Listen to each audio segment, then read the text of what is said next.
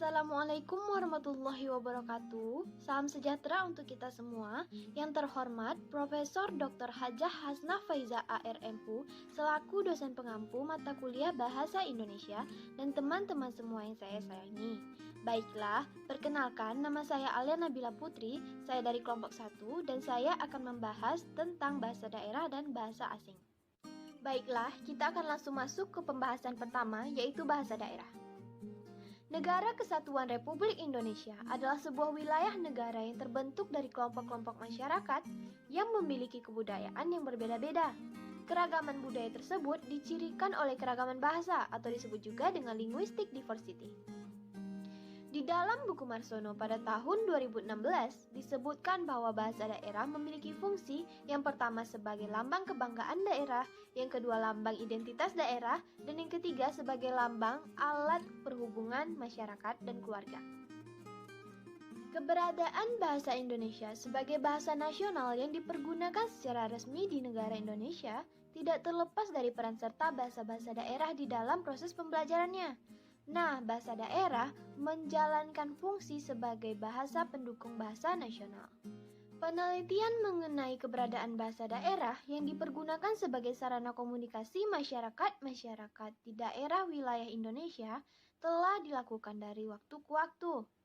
Nah, hasil penelitiannya yaitu yang pertama, pada era 70-an ditunjukkan bahwa Indonesia memiliki 418 bahasa daerah. Kemudian memasuki akhir milenium, tepatnya tahun 99, ditemukan ada 500 bahasa daerah yang dipergunakan di seluruh Indonesia.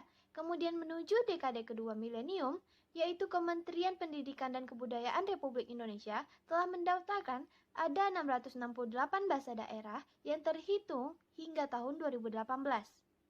Nah, bila mana keragaman bahasa merupakan penanda dari keragaman budaya, maka keragaman bahasa daerah sangatlah penting untuk mempertajam jati diri suatu bangsa.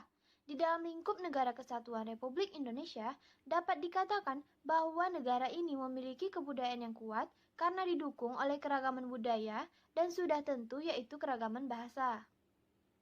Selanjutnya, kita masuk ke pembahasan kedua, yaitu bahasa asing. Bahasa-bahasa seperti bahasa Jerman, bahasa Jepang, bahasa Perancis, bahasa Korea, dan lain-lain boleh dikatakan sebagai bahasa pelengkap. Yang utama tetaplah bahasa Inggris yang diakui sebagai bahasa internasional. Nah, kenapa sih kita perlu belajar bahasa asing? Pertama, sebagian besar ilmu pengetahuan dan teknologi di bidang apapun ditulis dalam bahasa Inggris atau bahasa asing lainnya, sehingga penguasaan bahasa Inggris atau bahasa asing akan memberikan jalan bagi bangsa Indonesia untuk menyerap perkembangan ilmu pengetahuan, kemudian menyebarkan ilmu pengetahuan tersebut agar bisa berkembang di Indonesia. Nah, yang kedua, masyarakat modern saat ini telah menjadi masyarakat dunia yang tak lagi tersekat-sekat oleh jarak dan waktu, berkat adanya kemajuan di bidang teknologi, informasi, dan transportasi. Nah, masyarakat dunia ini berkembang menjadi masyarakat global yang nirbatas.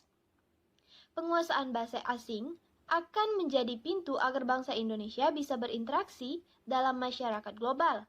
Aspek globalisasi inilah menjadi salah satu pertimbangan mengapa bahasa Inggris atau bahasa asing lainnya perlu kita pelajari. Sekian materi dari saya, lebih dan kurang mohon maaf. Wabillahi taufik wal hidayah. Wassalamualaikum warahmatullahi wabarakatuh.